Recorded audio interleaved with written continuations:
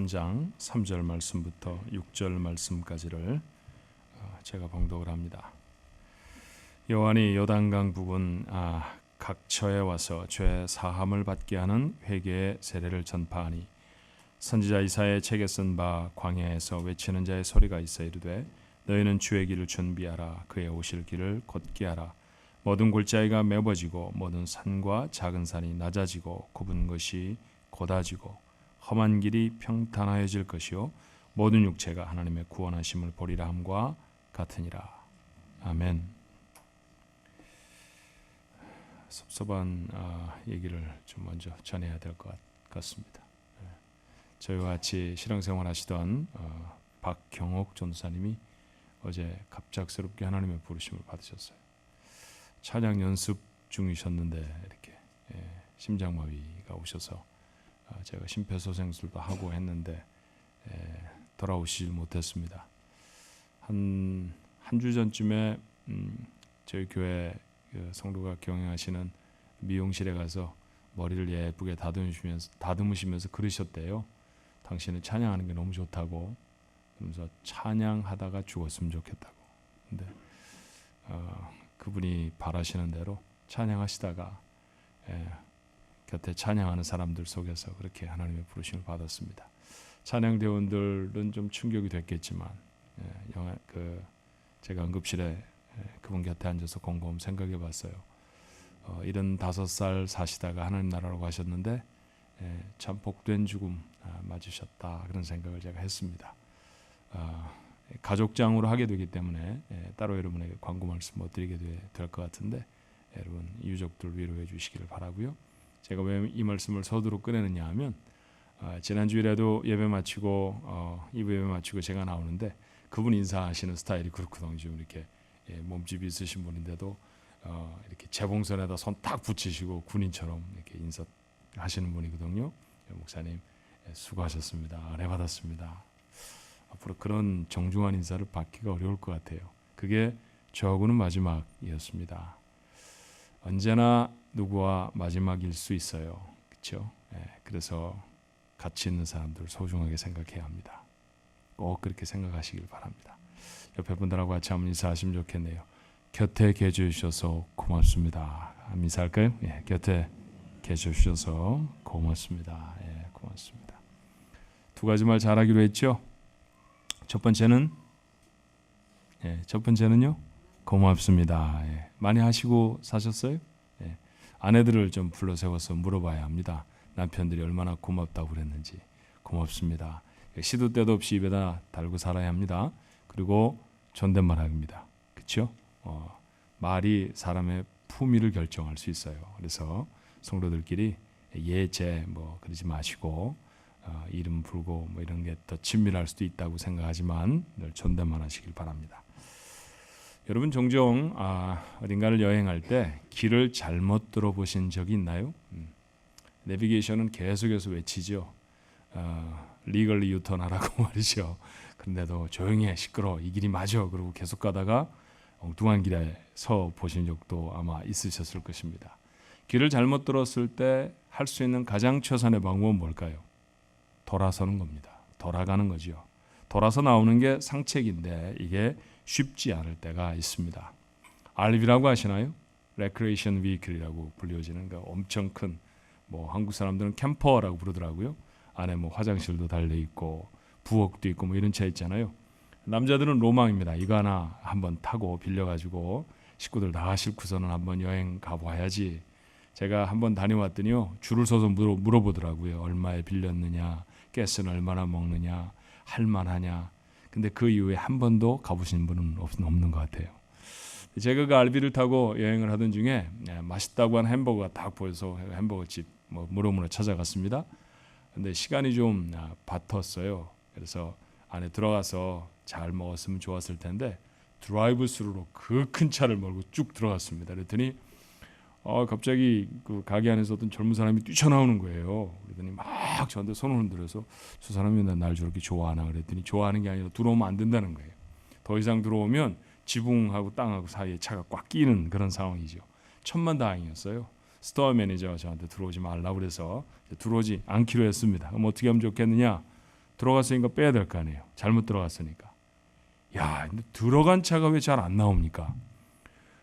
그 엄청나게 큰 버스만한 차를 다시 뒤로 빼는데 30분 정도 걸렸던 것 같아요. 들어갈 때 1분도 안 걸렸던 길을 앞으로 갔다가 뒤로 갔다가 앞으로 갔다가 옆으로 돌렸다가 대충 옆에 화단도 좀 부숴가면서 겨우 빼 뒤로 나온 적이 있습니다. 이 설교를 준비하면서 그때 생각이 좀 났어요. 돌아 나와야 하는데 인생이 종종 잘못된 길로 들어섰을 때도 돌아 나와야 하는데 돌아 나오는 게 쉽지를 않을 때가 있다라는 것이죠. 인생을 돌이키는 그것을 성경은 회개라고 말합니다. 여러분은 인생의 돌이킴, 회개에 대해서 잘 알고 계십니까? 세례요한은 특별한 사명을 가지고 태어난 사람이었죠. 누가복음 1장 16절에 보니까 그의 미션을 이렇게 말해요. 이스라엘 자손을 주 곧 그들의 하나님께로 많이 돌아오게 하겠습니다. 그가 해야 할 일은 사람들이 돌아오게 하는 일이었습니다. 하나님께로 돌아오게 하는 일이었죠. 그런데 여러분, 그 요단강가에서 사람들에게 세례를 많이 주었다는 얘기로 오늘 본문이 시작하고 있잖아요. 그런데 누가가 그가 베풀었던 세례를 뭐라고 부르던가요? 3절에 요한이 요단강 부근 각처에 와서 죄 사함을 받게 하는 회개의 세례를 전파하니, 회개의 세례라고 불렀습니다. 하나님께로 돌아오는 사람들에게 세례를 베풀었다라는 것이죠. 그런데 그 돌아옴, 회개를 촉구하는 요한의 메시지가 섬뜩합니다. 오늘 읽지 않았던 본문입니다만 조금 더 넓혀서 보면요, 7절부터 8절의 말씀이죠. 요한이 세례받으러 나아오는 무리에게 이르되 독사의 자식들아, 누가 너에게 일러 장차 올 진노를 피하라 하더냐. 그러므로 회개에 합당한 열매를 맺고 속으로 아브라함이 우리 조상이라 말하지 말라. 내가 너에게 이르노니 하나님이 능히 이 돌들로도 아브라함의 자손이 되게 하시리라. 무시무시하지 않습니까? 독사의 자식이라니요. 평생 그런 얘기를 한 번이라도 들어보신 적이 있나요? 더군다나 설교자 입에서부터 그런 얘기를 여러분이 듣는다고 하면 여러분의 마음은 어떠실 것 같아요? 요한에게 나와서 그의 메시지를 듣는 것만으로는 부족하다고 요한은 말합니다. 그가 말하지요. 회개에 합당한 열매를 맺어야 한다고 말해요. 도대체 회개에 합당한 열매라는 건 뭘까요? 어떻게 하는 것이 회개에 합당한 열매이겠습니까? 아마 그곳에 모여 있었던 사람들도 그랬던 것 같습니다. 사람들이 물어요. 무엇을 해야 합니까? 누가복음 3장 10절이죠. 무리가 물어 이르되 그러면 우리가 무엇을 하리이까? 그런 사람들에게 요한이 대답합니다. 11절의 말씀이에요. 대답하여 이르되 옷 2벌 있는 자는 옷 없는 자에게 나눠줄 것이요 먹을 것이 있는 자도 그렇게 할 것이나 하고, 세금을 거두어 드리는 세리들도 똑같은 질문을 했죠. 이렇게 가르쳤어요. 13절에 이르되 부가된 것 외에는 거두지 말라 하고, 군인들도 잘 모르기는 매 한 가지였던 것 같습니다. 그들도 물었어요.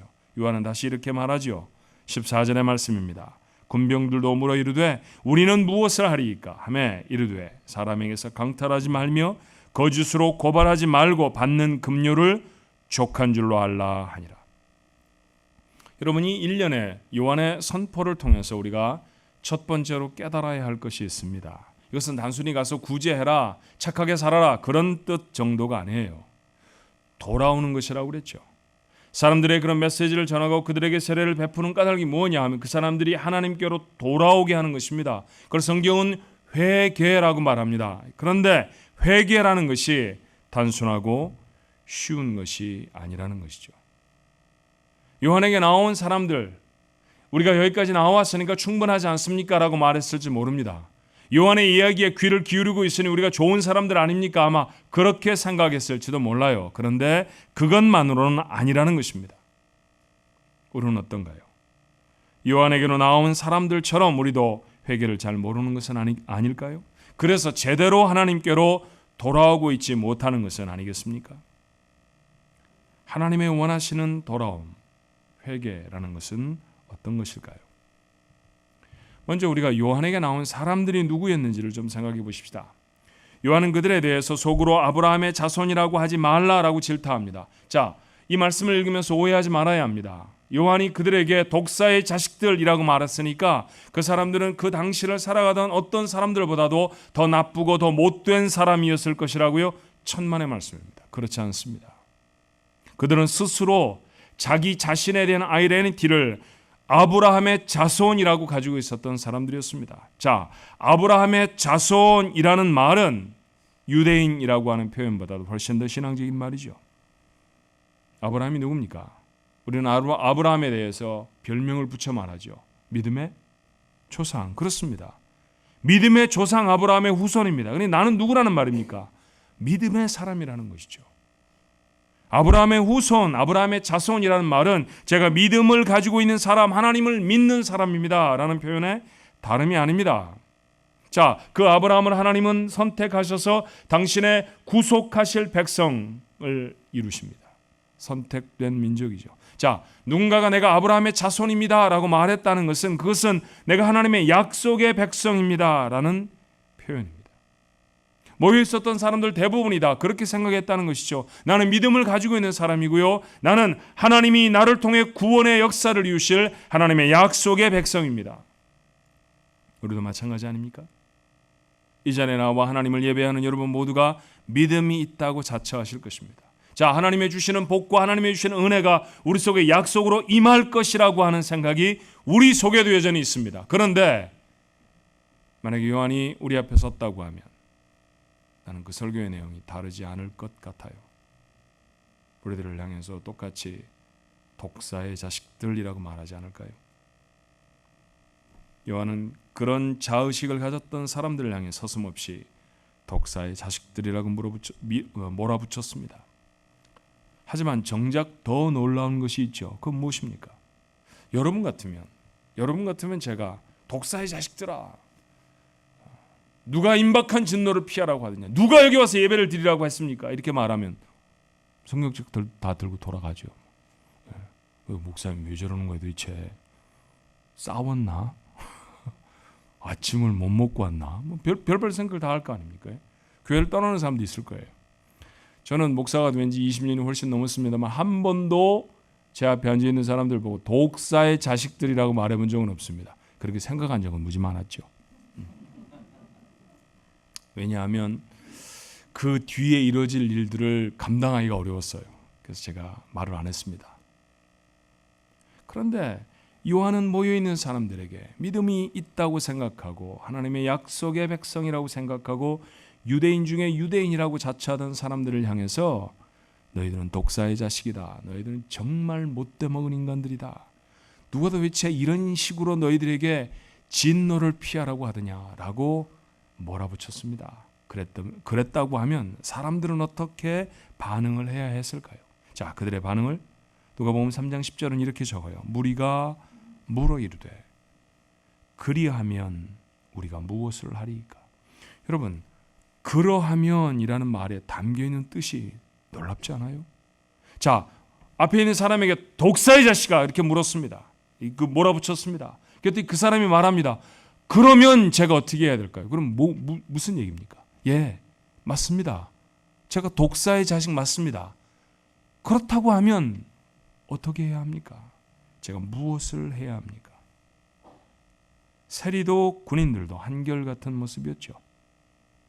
세리나 군인들, 보통 사람들이 가지고 있지 못한 권한을 가지고 있는 사람들 아닙니까? 그들은 다른 사람의 것을 뺏어올 수 있는 적어도 그런 권력을 가지고 있는 사람들이었죠. 세리는 재물을 뺏어올 수 있었고요. 군인은 어떤 사람들의 신체적인 자유를 억압할 수 있는 그런 권세도 가지고 있었습니다. 그러니 그들이 이런 말을 들으면 화를 내고 무력을 동원하고 그래야 할 것 같은데 그들은 모두 다 그러면 무엇을 해야 합니까? 라고 묻습니다. 스스로를 독사의 자식이라고 인정했다라는 얘기죠. 그렇습니다. 회개의 첫 번째 걸음을 잊지 마십시오. 하나님께로 돌아가는 것, 회개하는 것은 자기가 잘못되어졌다는 사실을 인정하는 것입니다. 말이 쉬우니까 행동도 쉽다고요? 절대로 그렇지 않습니다. 이 일은 결코 쉬운 일이 아닙니다. 우리가 살아가면서 가장 듣기 싫어하는 말이 뭘까요? 네가 틀렸어. 이 말 아닙니까? 내가 항상 옳았으면 좋겠습니다. 틀리게 해도 남들은 다 옳다고 말해줬으면 너무너무 좋겠습니다. 그렇죠? 네가 틀렸어. 너무 듣기 싫어합니다. 그래서 인정하려고 하지 않습니다. 그러나 성경은 회개의 첫 걸음이 바로 그 말을 받아들이는 것이라고 가르칩니다. 예수님도 같은 얘기를 우리에게 하셨어요. 우리는 누가복음 15장 탕자의 비유를 잘 압니다. 예수님이 가르치신 아버지께로 돌아가는 아들의 모습이죠. 아버지는 누군가요? 하나님이시고요. 돌아오는 아들은요, 우리들 자신이죠. 아들은 아버지에게 하지 못할 짓을 했습니다. 어떤 일인가요? 아버지 돌아가시면 어차피 재산 반은 내 것 아닙니까? 형 반 주고 저 반 줄 거 아니에요? 그러니까 미리 주세요. 이 얘기는 어떤 뜻입니까? 아버지 지금 죽으시면 안 될까요 혹시? 여러분 누가 그런 얘기를 아버지 앞에 할 수 있습니까? 그런 식의 이야기를 2000년 전 가부장적인 제도 속에 유대인의 아버지에게 했다라는 얘기는 이건 정말 끌어내서 돌로 쳐서 죽여야 할 아들의 다름이 아니지요. 그랬습니다. 그리고 아버지의 재산을 먼 나라로 가지고 가서 허랑방탕에 다 없애버립니다. 자, 여기까지 이 아들은 자기가 추호도 잘못하고 있다고 생각하지 않습니다. 여러분 생각해 보세요. 아버지가 죽으면 재산은 반 형 갖고 반 내가 가질 건데 살아계실 때 나 주면 좋지 않겠어? 옳다고 생각했으니까 아버지가 말하죠. 아버지 반 주세요라고 말이죠. 무엇을 잘못하고 있는지 그는 모릅니다. 나한테 주어진 돈이잖아. 이거 내 거잖아 지금부터. 그러니까 내 마음대로 써도 되는 거잖아. 맞지? 난 먼 나라로 갈 거야. 아버지가 어떻게 벌었든 아버지가 어떤 방식으로 돈을 쓰든 그건 나하고 상관이 없어. 나는 이제부터 내 방식대로 쓸 거야. 그리고 자기 멋대로 썼습니다. 형의 표현대로 말하면 창기와 함께 마셔버렸다고 했어요. 술 먹고 여자 만나고 그리고 세상의 모든 유혹들 자기 것으로 다 하는데 돈을 다 써버렸다는 것입니다. 조금도 잘못했다는 생각이 없어요. 그렇게 다 없었습니다. 돈은 떨어졌고요. 배는 고파서 돼지 치는 곳에 가서 돼지가 먹는 음식을 먹어보려고 했습니다. 근데 인심이 얼마나 야박했는지 그 허접한 음식을 주는 사람이 없었죠. 결국 그는 아버지에게로 어떻게 하기로 하죠? 돌아오기로 했습니다. 돌아오는 것입니다. 회개하는 것이죠. 그런데 그때 그의 마음을 주님은 이렇게 가르치세요. 누가복음 15장 18절에 내가 일어나 아버지께 가서 이르기를 아버지 내가 하늘과 아버지께 죄를 지었습니다. 회개의 시작이 뭡니까? 암세나 내가 죄인입니다. 내가 죄를 지었습니다. 라고 하는 사실을 심장으로 고백하는 것. 그것이 회개의 시작이라는 것이죠. 비로소 자신이 잘못되어졌다는 사실을 인정합니다. 이게 회개의 시작이에요. 아버지께로 돌아가는 첫걸음입니다. 뭔가 잘못되어졌다는 사실을 깨달아야 했습니다. 아버지 집엔 음식이 많죠. 그런데 나는 왜 이곳에 와서 이런 형편이 되었을까요? 아버지 집을 떠나는 것이 잘못되어진 것이었습니다. 떠남의 동기도 그 이후의 행동도 정당하지를 않았습니다. 그런데 여러분, 이 모든 것들을 깨닫도록 그에게 동원되어진 사건이 무엇이었습니까? 고난이었어요. 돼지를 치는 곳에 가지 않았더라고 하면, 아니 돼지를 치는 곳에 가서 돼지가 먹는 음식, 쥐염 열매라고 성경은 표현합니다만 우리 문화에 훨씬 익숙한 대로 말하면 뜬물이라도 누가 퍼주었으면 아버지 집에 돌아가는 것은 그만큼 늦었겠죠. 아무것도 얻을 수가 없었습니다. 정말 철저히 고통스러운 상황 속에 던져졌습니다. 돼지를 치고 돼지의 음식을 구하고 그 구함조차도 거절되어지는 최악의 상황입니다. 그래야 잘못을 합니다. 그래야 자기가 죄인인 줄로 압니다. 그래야 회개가 시작될 수 있어요.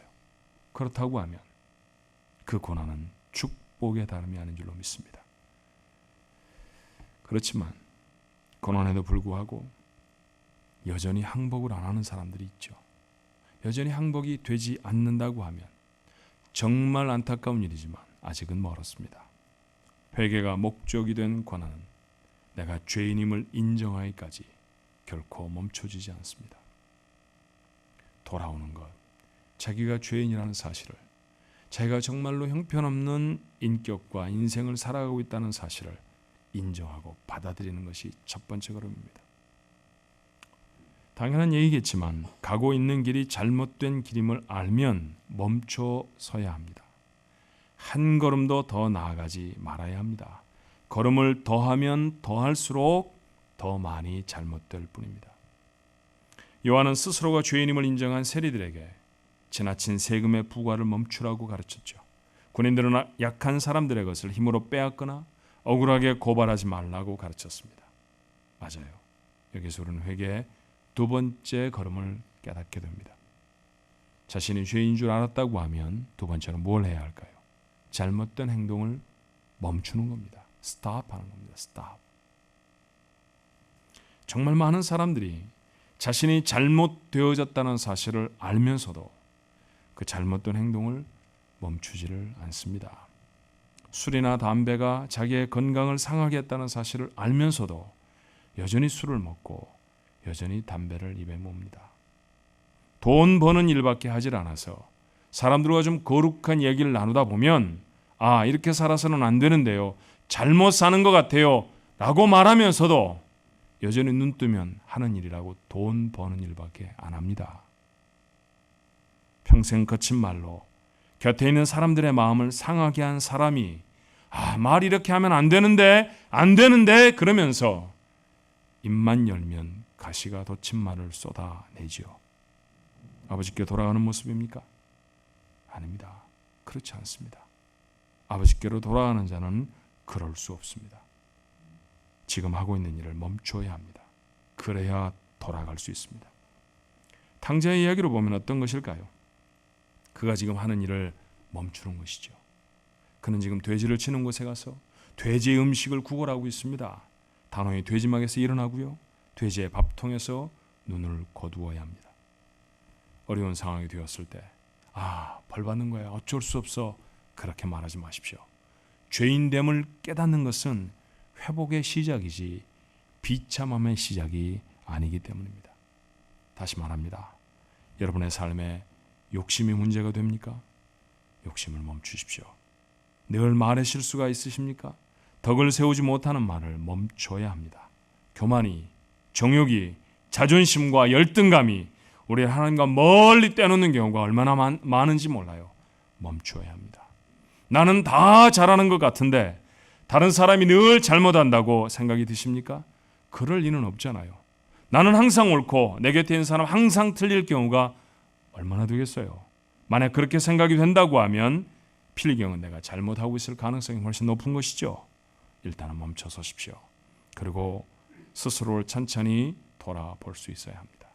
그래야 자신의 허물을 인정할 용기도 생기고 아버지께로 돌아갈 기회도 갖게 되는 줄로 믿습니다. 요한은 옷 2벌 가진 자는 1벌을 나누어 주고 음식도 그렇게 하라고 말합니다. 군인들이 강탈을 멈추는 것에서 더 나아가서 자기가 받는 급료를 만족하게 생각하라고 가르쳤습니다. 회개, repentance. 단어를 봐도 얼핏 알 수 있지만 RE라는 말이 붙었으니까 이거 되돌아간다 그런 뜻이죠. 맞아요. 회개를 그저 우리가 아는 쉬운 말로 하면 return입니다. return, 돌아오는 것입니다. 돌아가는 데까지 나아가지 않으면 회개가 아니에요. 잘못을 깨닫고 그 잘못된 삶을 멈추었으면 그러면 어떻게 해야 할까요? 이제부터는 선을 행해야 합니다. 성경은 도둑질하던 자는 도둑질을 멈추는 것으로 충분하지 않다고 말하지요. 이제부터는 구제하기 위해서 돈을 벌라고 말해요. 에베소 4장 28절의 말씀입니다. 도둑질하는 자는 다시 도둑질하지 말고 돌이켜 가난한 자에게 구제할 수 있도록 자기 손으로 수고하여 선한 일을 하라. 악한 말을 하던 자가 욕설과 비난을 멈추는 것으로 다가 아닙니다. 그 입술로 기도하고 찬송하고 축복해야 합니다. 그게 회복입니다. 다시 한번 생각해 보십시다. 돌아온 탕자, 아버지가 맞아주셨습니다. 관계가 회복이 되어졌죠. 성경은 더 기록하지 않지만 그 이후의 아들은 어떻게 살았을 것 같으세요? 어떤 아들의 모습이 여러분에게 기대가 되어지십니까? 그는 아버지 집에 돌아와서 아마 누구보다도 충성되게 누구보다도 열심히 그렇게 일했을 것 같지 않습니까? 자, 아침에 일찍 그가 일어났습니다. 일을 하러 나갑니다. 낯이 익숙한 종이 말합니다. 어제 돌아오셨는데 고단하실 텐데 좀 쉬시지요. 아들이 뭐라고 대답했을 것 같으세요? 아닙니다. 일해야 합니다. 제가 축낸 아버지의 재산이 얼마인데요. 그리고 정말 미안합니다. 저 때문에 고생이 정말 많으셨습니다. 그래야 하지 않습니까? 그게 아들의 모습 아닙니까? 우리 이런 모습 보고 겸손이라고 말하죠. 맞습니다. 겸손은 돌아온 자들의 당연한 모습입니다. 돌아왔다고 하는데 아직도 겸손하지 않다고 하면 돌아온 게 아니라 돌아온 척하는 겁니다. 아버지께로 돌아오는 것은 한 번도 예수를 들어보지 못한 사람에게만 해당되는 것은 아닙니다. 도리어 이미 구원의 감격을 맛보고 너무도 하나님을 잘 아는 성도들에게 부단히 계속되어야 하는 것 아닙니까? 어쩌면 매 주일 예배가 돌아옴의 연습인 것 같아요. 세상으로 멀리 갔다가 달리게 빨갛게 색깔이 칠해져서 주님의 보혈이 생각나는 그날이면 다시 교회로 돌아오는 거죠. 몸만 오실 겁니까? 신발만 교회 마당을 밟고 돌아가게 하실 거예요. 여러분, 마음도 돌아와야 하잖아요. 마음은 가 있는 곳 그곳에 놔두고 몸만 와 있다고 하면 하나님은 그 예배를 받으시겠습니까? 여러분의 삶도 돌아와야죠. 여러분의 관심도 돌아와야죠. 여러분의 생각도 돌아와야죠. 여러분의 가치관도 돌아와야죠. 요한도 그랬습니다. 스스로 아브라함의 자손이라고 자기를 생각하고 있었던 유대인들에게 도전합니다. 주님은 누구에 대한 얘기를 합니까? 옆집 아이에 대한 얘기를 하는 게 아니잖아요. 그 집에 그 아버지의 잃어버린 아들에 대한 얘기를 하고 계신 건 아닙니까? 그는 이미 아들이었습니다. 그런데 돌아와야 한다고 말하잖아요. 이미 우리는 아들입니다. 이미 하나님의 딸이죠. 그런데 멀리 있는 것 아닙니까? 헤매고 있는 것은 아닐까요?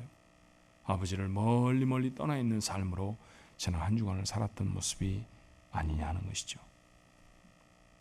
나는 우리가 요단강가에 세례를 받으러 나갔던 유대인이어야 한다고 생각합니다. 아버지의 재산을 탕진하고 돼지밭을 뒹굴던 바로 그 아들이었다는 사실을 기억해야 한다고 생각해요.